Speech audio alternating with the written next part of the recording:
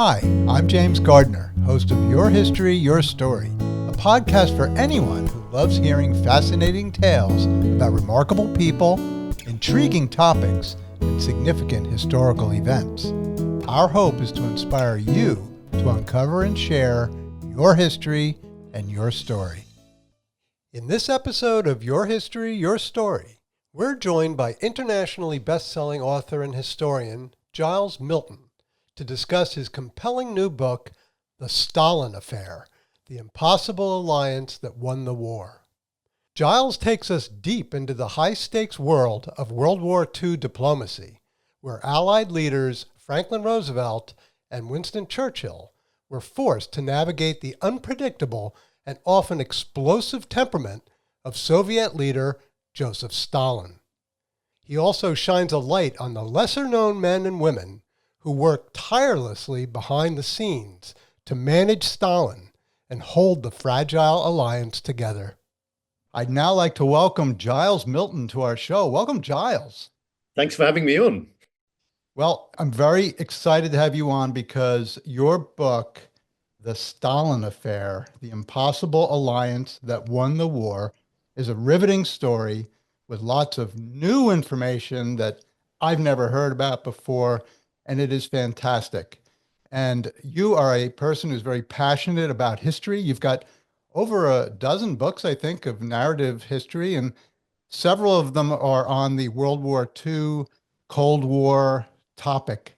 What is it about World War II and the Cold War that really fascinates you so much? Well, as a sort of bottom line, they're big stories featuring big characters. But I think also when you look towards the end of the Second World War and the beginning of the Cold War, that has what shapes the world that we've grown up in. And so, and it's now obviously radically changing and changing very, very fast. We're coming to the end of that, if you like, that post-war period, And so I think it's very instructive to look at what happened at the end of the Second World War. Partly, it helps explain what Putin is trying to do now in Ukraine, but also the formation of, of NATO, the United Nations. This is from a European point of view.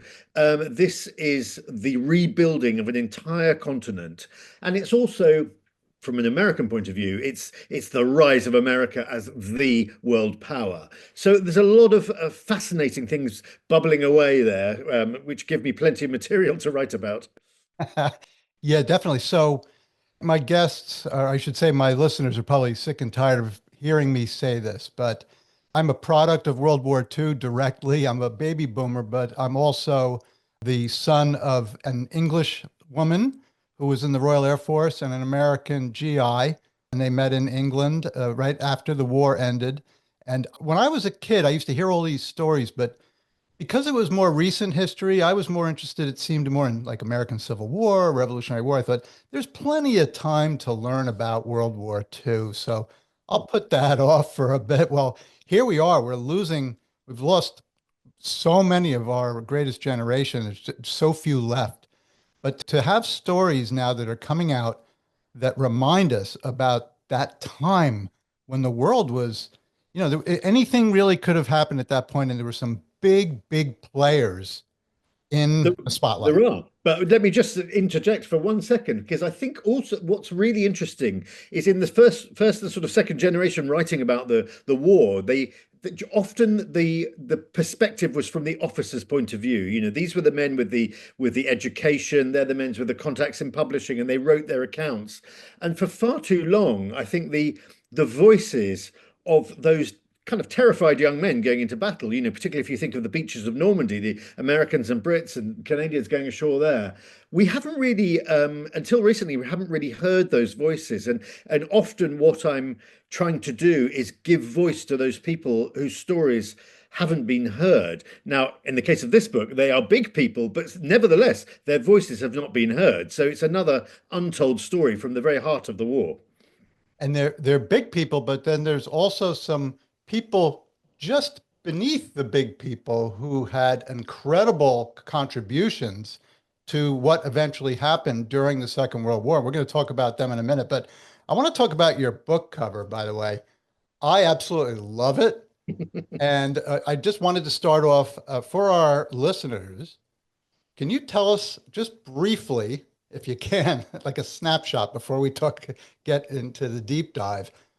Tell us about the three men pictured on the cover of your book.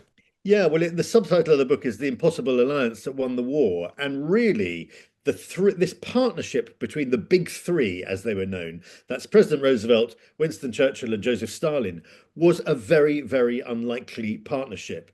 Now, if you think about Churchill, for his entire political career, he had detested Stalin and everything that his regime stood for. You know, Churchill, at the end of the First World War, he was Minister of Munitions in Great Britain, and he'd sent soldiers and military hardware to Russia to try and crush this new regime that had emerged out of the revolution. So he had a good track record of really detesting this regime.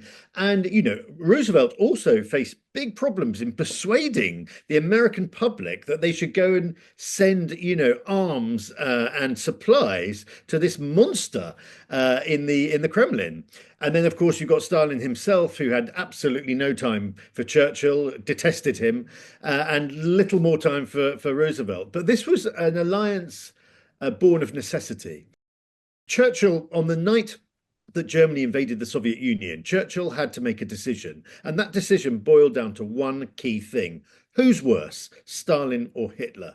And he realized that Hitler was a far more dangerous proposition for world peace than Joseph Stalin at this point. And so he throws his support behind Joseph Stalin. It's an incredible political U-turn on Churchill's point of view. And then, of course, once he's done that, and then Roosevelt comes in, and within a very short space of time, you have this extraordinary relationship of these three very, very unlikely but all-powerful leaders. Yes. So can you give us sort of set the stage for the beginning of this book? It's around 1941. Can you set the world stage and where it was at that point? Yeah, so the world had been absolutely stunned 2 years earlier when the two great dictators of Europe, Hitler and Stalin, signed their infamous Nazi Soviet pact. These two ideological enemies came together and signed a treaty of friendship. Now, this enabled them to invade Poland. So Hitler invaded from the west side of Poland, and of course, the Red Army would move in and take over the east side of Poland. And this fired the starting gun for the Second World War. We're talking about 1939 here, but a lot of people, you know, all the observers, the politicians, they felt that this relationship between Hitler and Stalin was not going to last. There's no way these two dictators would be able to hold it together. And sure enough, within 2 years, on the night of the 22nd of June, 1941, Hitler tears up his pact with Stalin and, in a moment of high drama, sends over 3 million troops of the Wehrmacht, the German Wehrmacht, across the Soviet frontier. And this marks the beginning of Operation Barbarossa, Hitler's invasion of the Soviet Union. And that was the very night when Winston Churchill made his famous broadcast on the BBC, in which he threw his support wholeheartedly behind Stalin. So this is a sort of key moment and key turning point in the war, if you like. Yeah, when in your book you talk about Stalin receiving the news that the Nazi invasion had begun into the Soviet Union, I was really taken aback by how he went to pieces, didn't he? Stalin simply didn't believe it.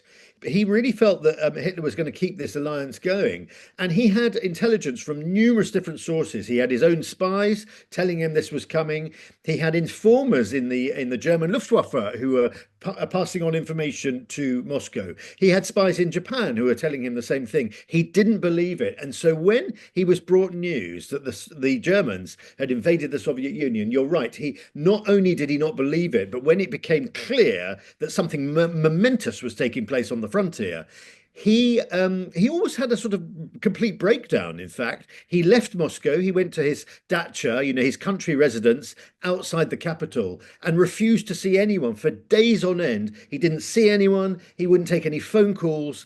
And this was a desperate situation. The Soviet Union was under attack on a vast scale. And you know, the German army was advancing at an incredible pace.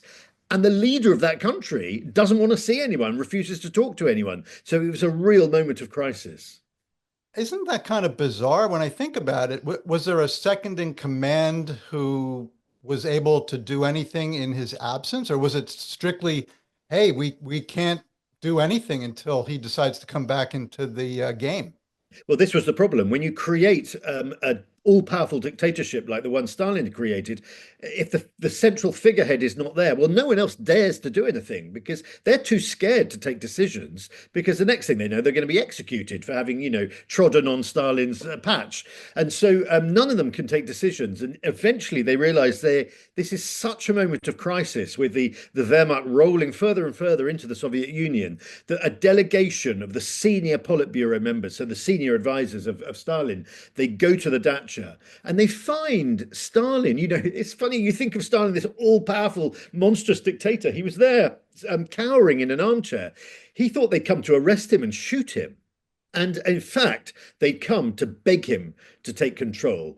And after a conversation that took place in the dacha, Stalin suddenly agrees to take back control of the country and become the war leader of the Soviet Union. And from this point on, every decision will be taken by him. He'll be absolute master of the running of the Soviet war effort. So again, this is a key moment in those last days of June 1941, where suddenly we have Stalin becomes the great war leader of the Soviet Union.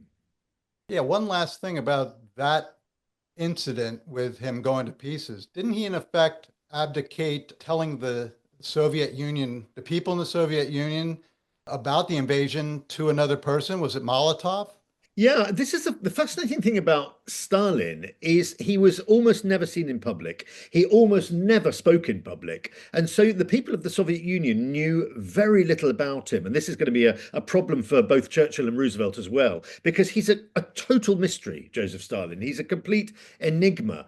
And you're right that when the invasion happened, Stalin refuses to announce it to the nation himself, as would have been a normal thing to do. He asks Molotov, who is his foreign commissar, to announce it to the nation. Why does he do that? Partly because he's been proved completely wrong, and he probably feels a little bit of a fool because Hitler has done exactly what he's been telling the Soviet people will never happen, you know. But also he doesn't like broadcasting. Remember, Stalin is not Russian, he's Georgian. He speaks Russian with a thick Georgian accent. He's not comfortable making addresses to the nation. Yeah, so he gets Molotov to announce to an absolutely stunned Soviet people that Hitler's invaded and is advancing rapidly, not on Moscow, on Leningrad as it was then, St. Petersburg, and on Kiev in the south. So yeah, a hugely momentous event. So let's go to Washington, D.C. at this point. So the United States is not in the war yet. Pearl Harbor has not yet been bombed. Where's FDR's mind at this point?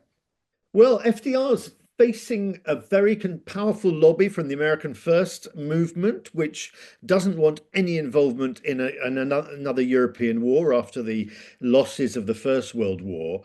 And on the other side, you have Churchill constantly telephoning Roosevelt saying, "We're sinking. We desperately need your help." And this is where Roosevelt begins to work out this idea, which many of your listeners will know, which became, of course, Lend-Lease, which is where American military hardware, equipment, money, food, resources, everything that was needed in the initial instance to support Great Britain would be shipped over the Atlantic and used to help Britain. Really, you know, Britain is holding out alone here. The rest of Europe has been is under the Nazi yoke. So it's the only little island left, if you like. And so I think Roosevelt realizes if Great Britain falls, it could be a disaster for America as well. And so in the early months of 1941, aid on a significant quantity begins to come across the Atlantic and be landed in Great Britain. So this alliance, this very unlikely alliance between Stalin, Churchill, and Roosevelt, how did that start to gel at the early part of the war and leading up to the Tehran conference? Yeah, so what Roosevelt, he didn't really like dealing with bureaucrats and diplomats and ambassadors and the normal channels that one uses, the White House would be expected to use. He liked to have personal envoys who could he could talk to directly at the end of a phone. And so what he does in the spring of 1941, he sends Averell Harriman to England to be his personal envoy to Winston Churchill. Now, this is a kind of most unlikely choice. Averell Harriman, as many people will know, was owned the Union Pacific Railroad. He was a multimillionaire, fourth richest man in America, with absolutely no diplomatic experience whatsoever. But he had the ear of Roosevelt, and he was able to charm Churchill. And so Harriman comes to England, ends up pretty much living with the Churchill family. He's either in Downing Street in London, or he's at Chequers, which is Churchill's country residence in the countryside. And he is there, and it's the sort of undiluted words of Roosevelt coming from America, and the undiluted words of Churchill coming from London. And so he's the ultimate sort of conduit between these two men. And of course, as the war goes on, Averell is going to, that role is almost going to increase because he's going to be sent to Moscow to do the same thing between Roosevelt and Joseph Stalin. And Harriman does not have any formal diplomatic training. He doesn't, but Harriman is charming. He's very intelligent, and he just seems to have a gift with people. And so very soon after the Nazi invasion of the Soviet Union, Averell Harriman and Lord Beaverbrook, who is a hugely wealthy press baron in the UK, actually Canadian, but based in the UK, owned the Daily Express, which was the world's biggest circulation newspaper at the time. These two multimillionaires are sent to the Kremlin to go and meet with Joseph Stalin and find out really two things. Will the Soviet Union fight to the death? Or will Stalin capitulate, which was the great fear in both Washington and in London?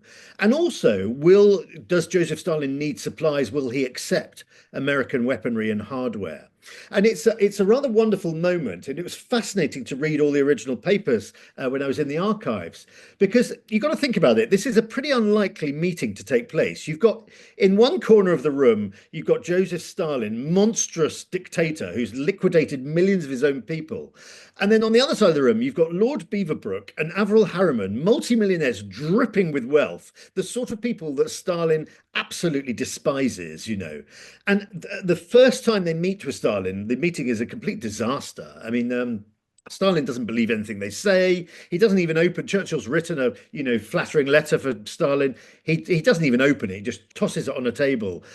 But they go in to have a second meeting on the following day, and little by little, I think Stalin realizes, particularly with Averell Harriman, that if he comes with a shopping list of things that he can supply the Soviet Union with. And I think Stalin realizes actually, if he can harness the industrial might of the United States to the Soviet war effort, this is worth it from his point of view.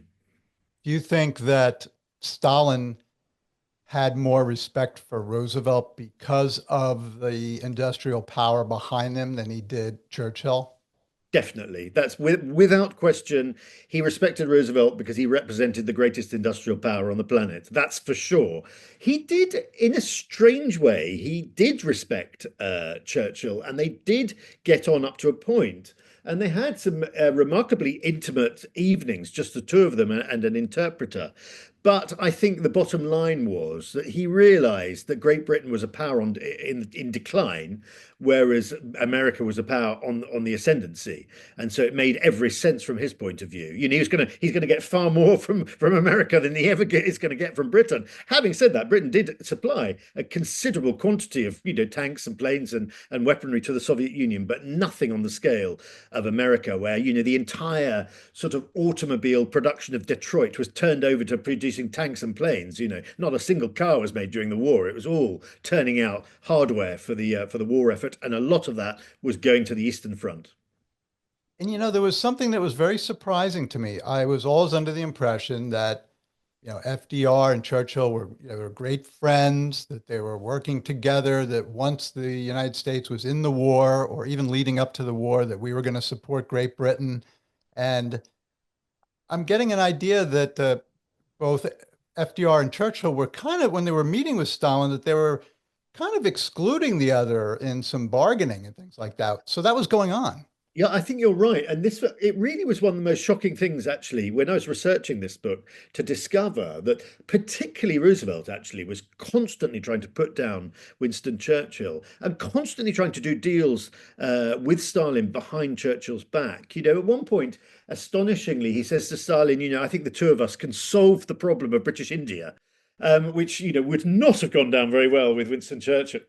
So, yeah, I mean, Churchill likewise was also trying to do deals without Roosevelt being there. It's kind of weird the way they were both sort of currying favor with Joseph Stalin, this dictator who they'd hated until very recently, and now they want to be best buddies with him. But yeah, there were always tensions between Roosevelt and Churchill, and that went on right through the war. And actually, men like Harriman, Hopkins, some of these key American advisors were kind of appalled by the way Roosevelt treated Churchill, which after all was his, longtime wartime partner. Now, tell us about a man named Archie Clark Kerr. Yes, he is one of the most entertaining, flamboyant, and colourful characters in my book. So, just as Averell Harriman is going to be Roosevelt's representative in Moscow, dealing with Stalin on a daily basis, so Churchill needed someone, and he alighted on this diplomat called Archie Clark Kerr. Now, you got to picture diplomats, British diplomats of the period. They wore pinstripe suits, they wore bowler hats, they had, black briefcases and rolled umbrellas. Archie was absolutely the opposite of this. He was flamboyant, he was bisexual, a most unlikely choice to be sent into the Soviet Union at this period. And he was very informal. So every other ambassador was called Your Excellency. He insisted everyone called him Archie. He held his meetings in Moscow in the summertime. He held his meetings in shorts in a deck chair in the garden of the British Embassy. And get this is rather wonderful. He wrote all his memos back to the Foreign Office in London. He wrote them with a quill pen. And so this necessitated him keeping a flock of geese in the British Embassy in Moscow. So every time he needed a new quill, he'd pull one out of, yank it out of the goose, sharpen it off, and write his memos. And I have to say, his memos are hilariously entertaining. They're extraordinarily difficult to read because this quill, it's just like the handwriting is all over the place. It took me literally months to decipher all this stuff. But what makes his story so interesting is that he forged a genuine and most unlikely friendship with Stalin. He actually got on with Stalin. And this made him uniquely important. I mean, both him and Harriman in a way, but that Stalin trusted Archie. And so this is the sort of you have the big three, which is Roosevelt, Stalin, and Churchill, and then you have the little three, if you like, which is Harriman, Archie Clark Kerr, and someone we haven't yet mentioned, which of course is Averell Harriman's daughter Cathy, who he takes with him first to London and then to Moscow. That's who I want to talk about next. Talk about Harriman's daughter Cathy.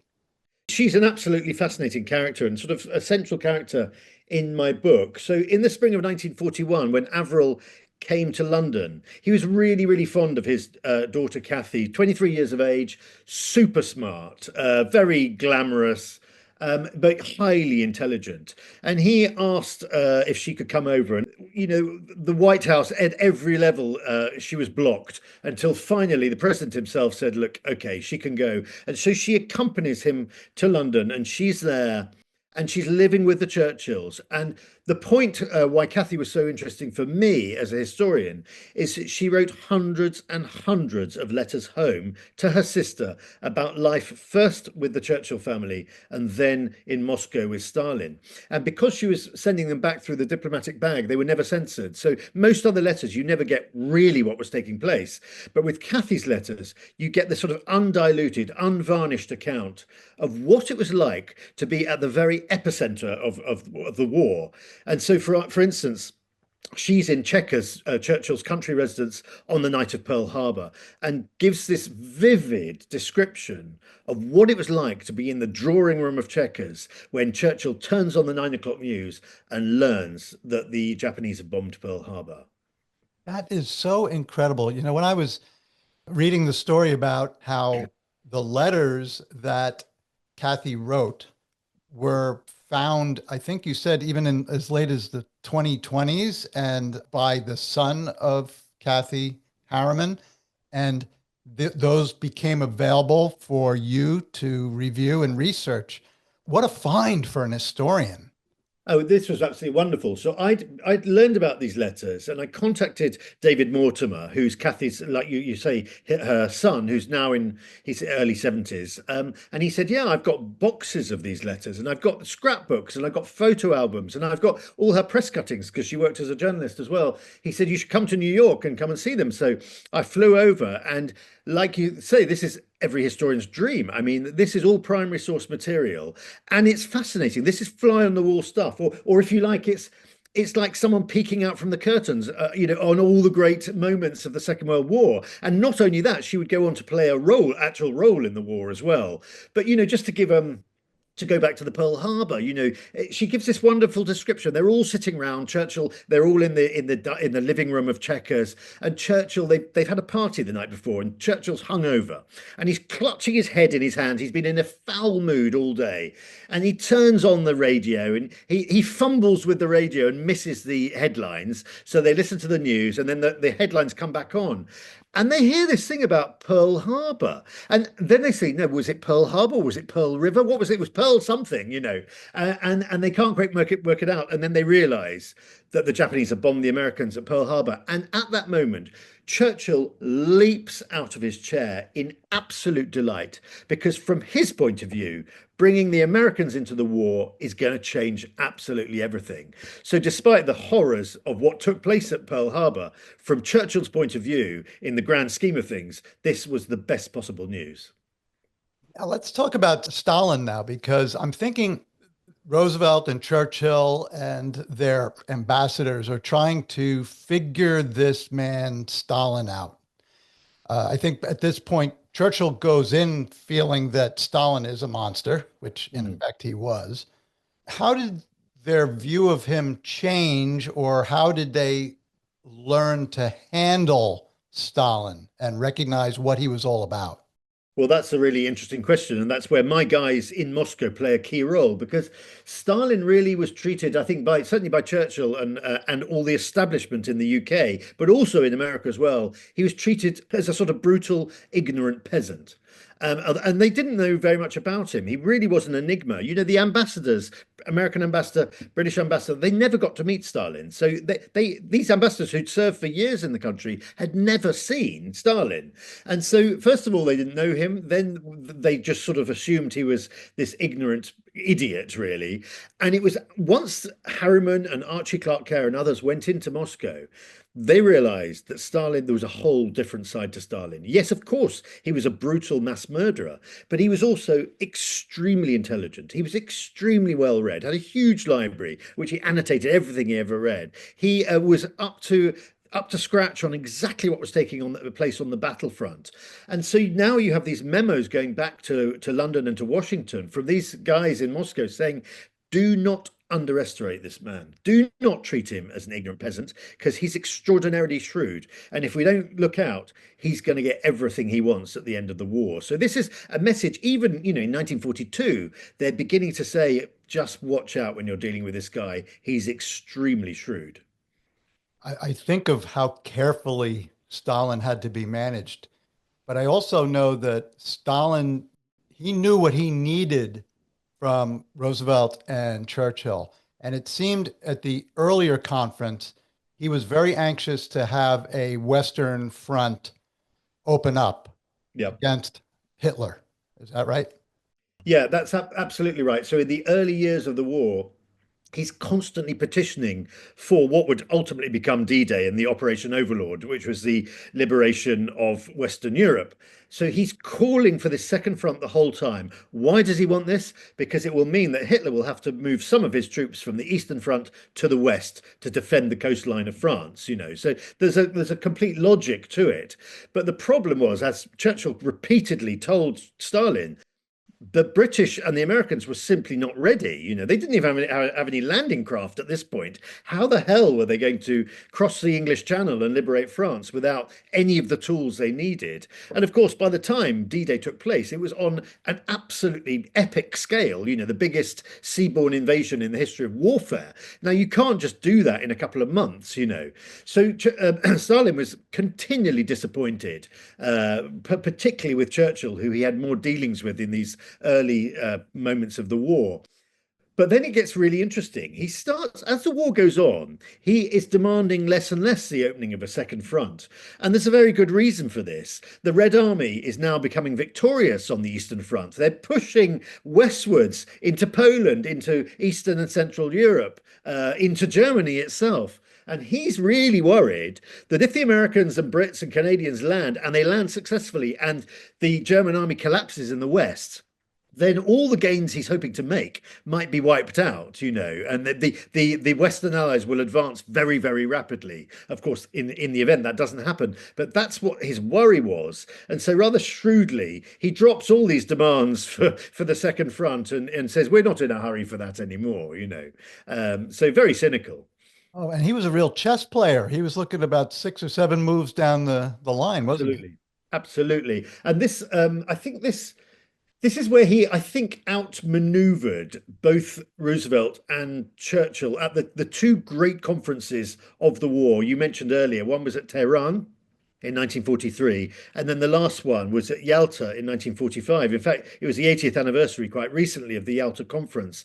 And Yalta Conference was important because, as I say, February 1945, the war, the Western Allies, they know they're going to win the war. It's just a question of time for the collapse of the Third Reich. And so the Yalta Conference is really all about planning the peace, the architecture of the new world, if you like. Who's going to get what? Who's going to rule what? So all this is being decided at the Yalta Conference. And this is where Stalin is playing from a position of strength because the Red Army is already in control of a lot of the territories that he covets, and it's almost knocking on the doors, the borders of Germany at that point as well. So, if you like, Roosevelt and Churchill are playing a fairly weak hand at this point, actually, and there's also a remarkable naivety on the part of particularly Roosevelt, where he asks about the Baltic states, what's now Estonia, Latvia, Lithuania. And he asks Stalin, he said, well, what about the Baltic states? And Stalin said, well, we'll be in control of those at the end of the war. But what we'll do is we'll hold a plebiscite. We'll ask people what they think about who they want to rule them. And then we'll respect that. And Roosevelt says, oh, well, that sounds a good plan. He didn't seem to realize, as many of the commentators pointed out, that any referendum or plebiscite held by Joseph Stalin was quite likely to go the way that Joseph Stalin wanted it to go. And so on both Roosevelt and Churchill's part, we see a certain naivety towards Joseph Stalin. They're hoping that this wartime alliance can be carried on into the post-war world. And that, frankly, people like Averell Harriman know that that's an unrealistic proposition. I wanted to ask this question regarding Stalin. In the beginning, he panicked when the Nazis invaded. Was he at all a military strategist, or was he just really just very well informed as the leader, but he sort of handed it over to his military people to defeat the German army? Well, he tried to take, control of what was taking place on the battlefront. He tried to be hands-on, but I mean, he was very fortunate to have some brilliant commanders who were at great risk prepared to overrule him at times, and that was a very dangerous thing to do when you're dealing with Joseph Stalin. Stalin's brilliance, if that's the right word to use, was to mobilize the entire nation into this war effort, because it could have very easily broken down in the sense that a lot of people in the Soviet Union didn't like the communist system. And why should they support, the communist, the Red Army at this point? And so what Stalin did was he sort of harked back to an older era. He presented this a battle against Holy Mother Russia. And so churches that had been shut down were reopened. The patriarch of the Russian Orthodox Church was reinstalled on his throne.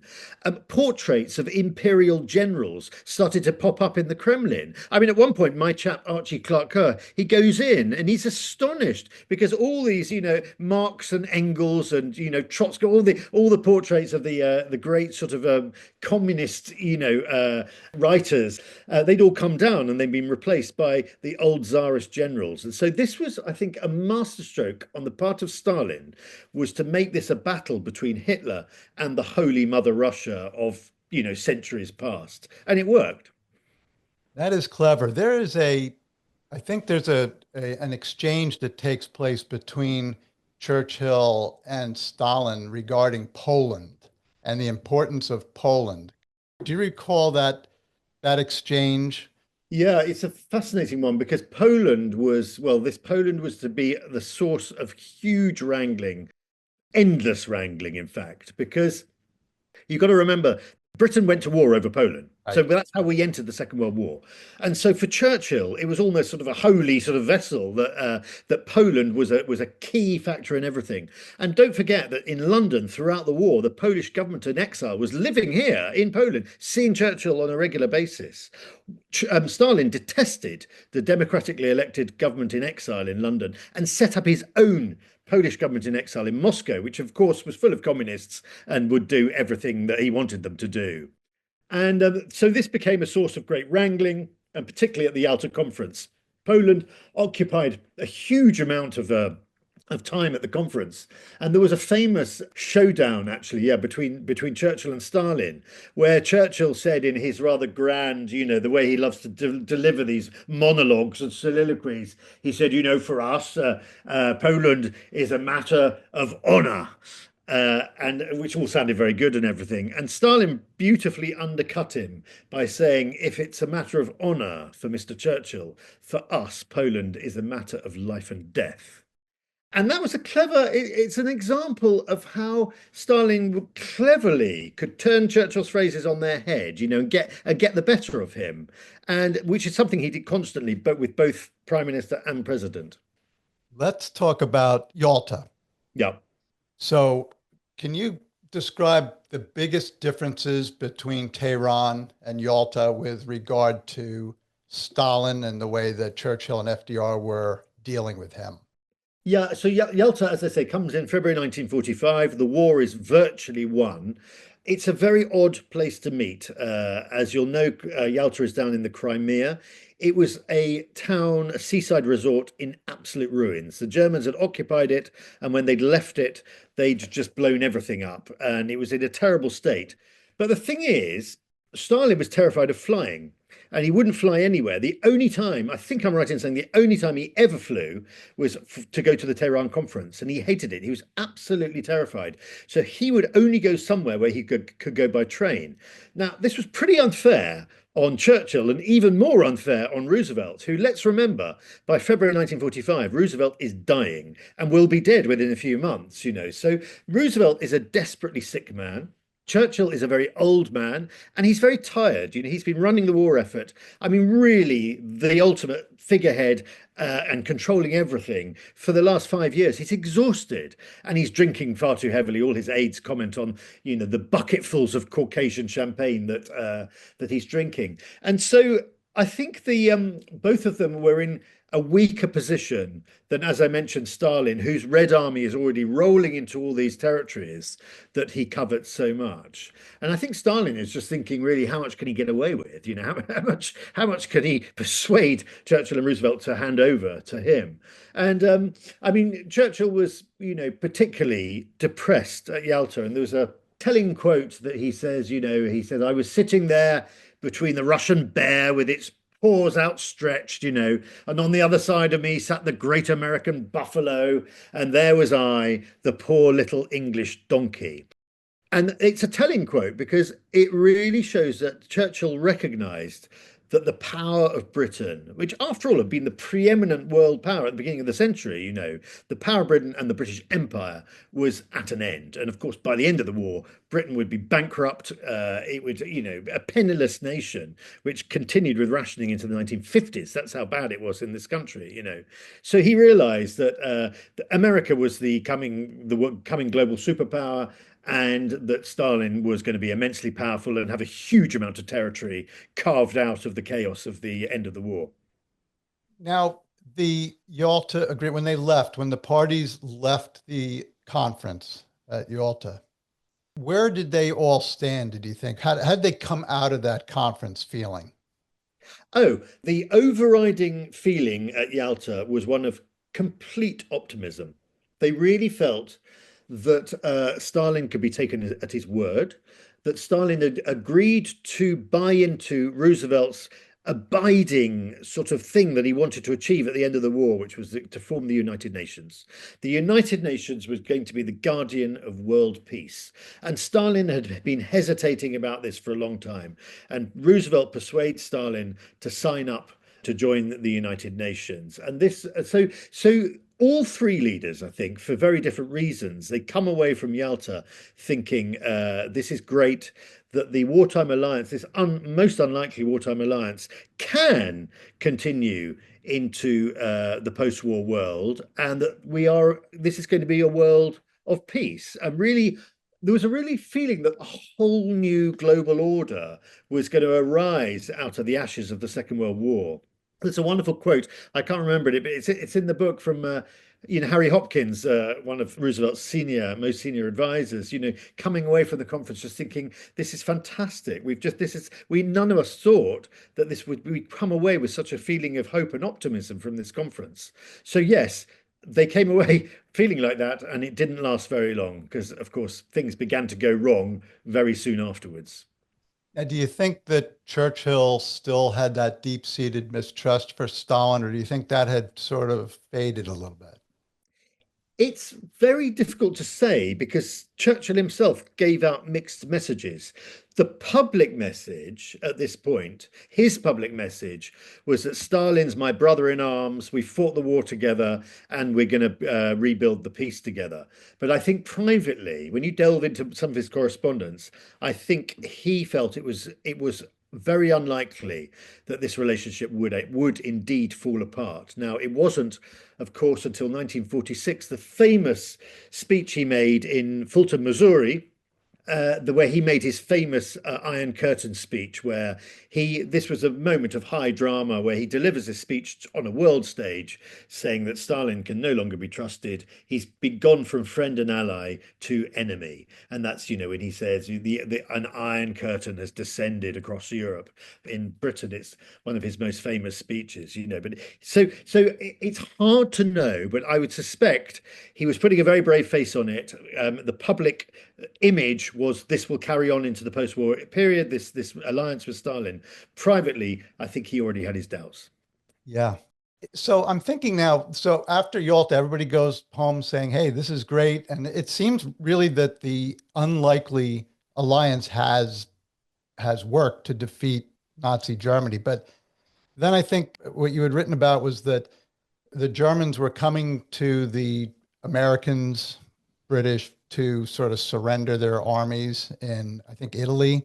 And I think Stalin felt slighted by that. And wasn't that a problem? Yeah, it was extraordinary that just literally less than weeks after the end of the Yalta Conference, Stalin starts accusing his Western allies of trying to do deals behind his back.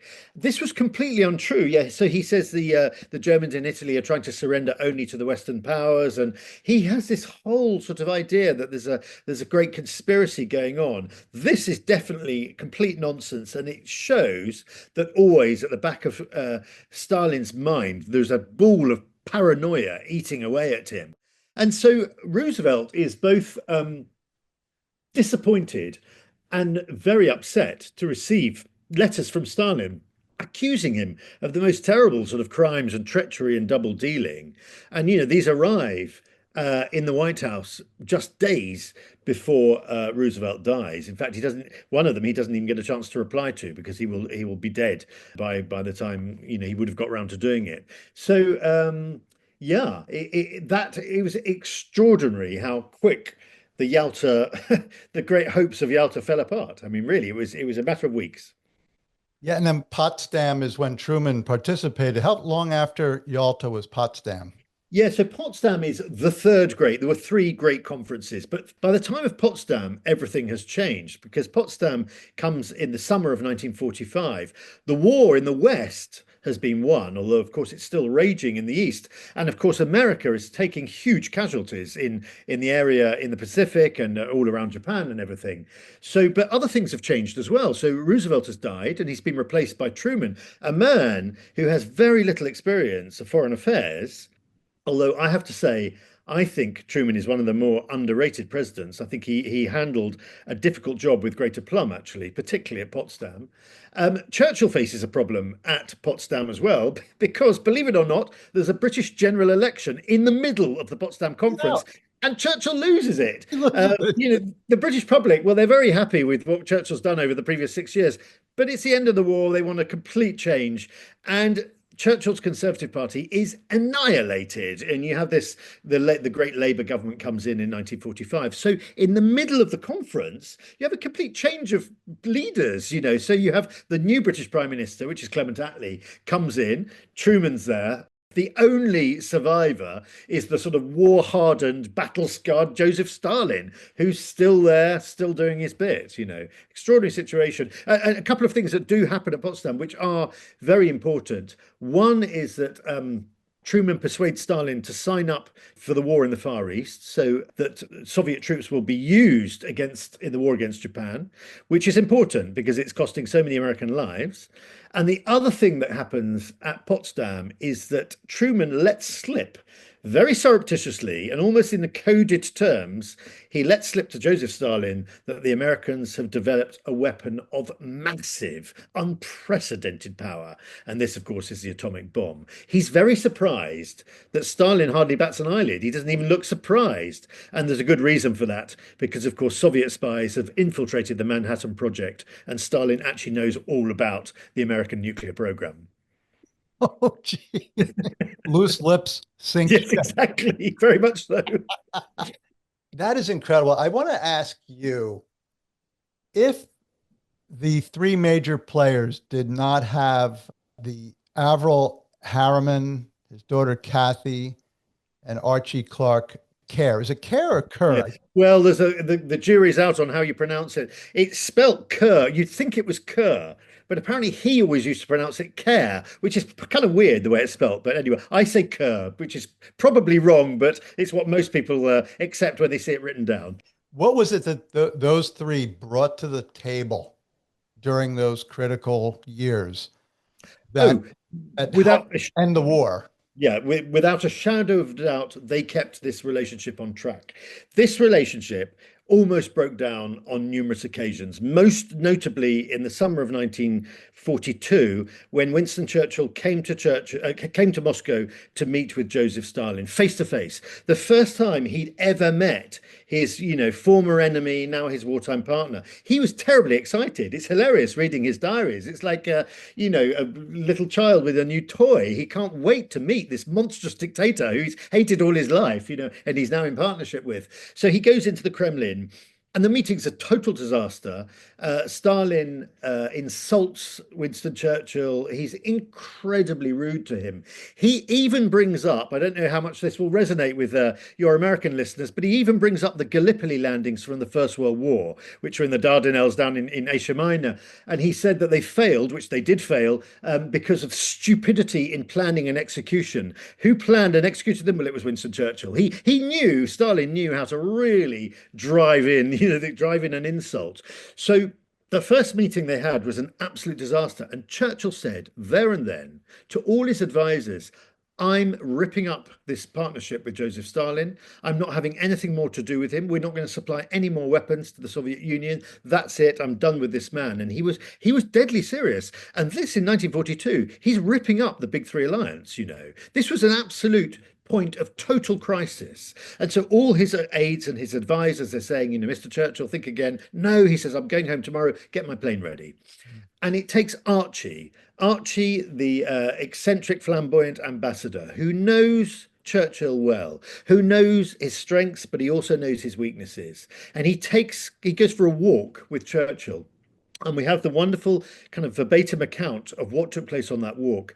And this shows what a masterful, consummate diplomat Archie was, because he knew exactly how to persuade Churchill to have one more go back in, deal with this peasant in the Kremlin. He'll insult you, he'll be rude to you. That's because he's uncouth, he's not an aristocrat like you. He said all the right things, and he persuaded Churchill to go back into the Kremlin. And that meeting was a complete triumph. The two men hit it off. They were there, just Stalin, Churchill, and an interpreter. They got completely drunk together. They had bonded over lots of wartime stories, and it was the making of the big three partnership. So these, and there are numerous instances. That's just one example of Archie and Avril, and Cathy to a lesser extent, playing a hugely important role in keeping this partnership, this vital partnership, on track. Yes, and Harriman, I don't know if FDR had passed away yet, but he had come back to the United States, and I think he was in San Francisco, and he was giving a press conference, and he was kind of speaking a little bit harshly about Stalin, wasn't he, at that point, about not, basically not really trusting him at this point. Yeah, this was an extraordinary moment. So this was the founding of the United Nations, and all the world leaders had gathered in San Francisco, you're right.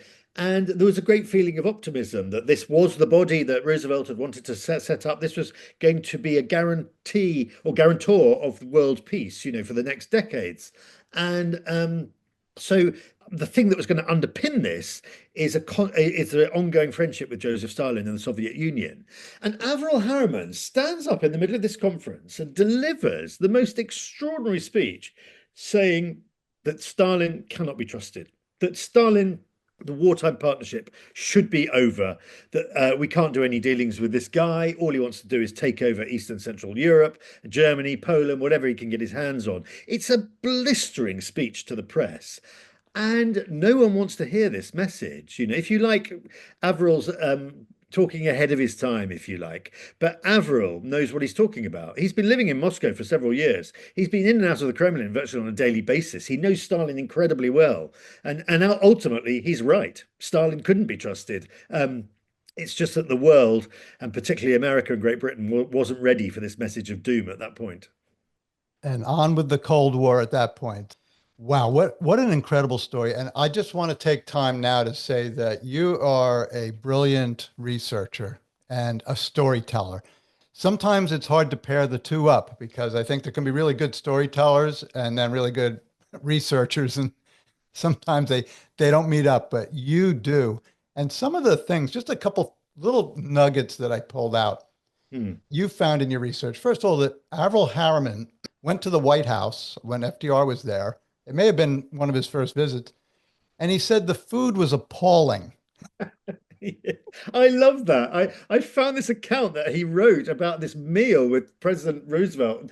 He said, they had spinach soup, which was absolutely disgusting, watery spinach soup, followed by spinach omelette, which was also watery. And he's saying, President Roosevelt, he's the most powerful man in the world. Surely he can get a better cook than this, And there's one, I love those sort of details because they bring it to life and they make it very real as well. Yeah, and there was one thing that was a lot more serious that I was a little shocked to find out, was that Stalin gave some kind of a nice ornament to Harriman, some gift.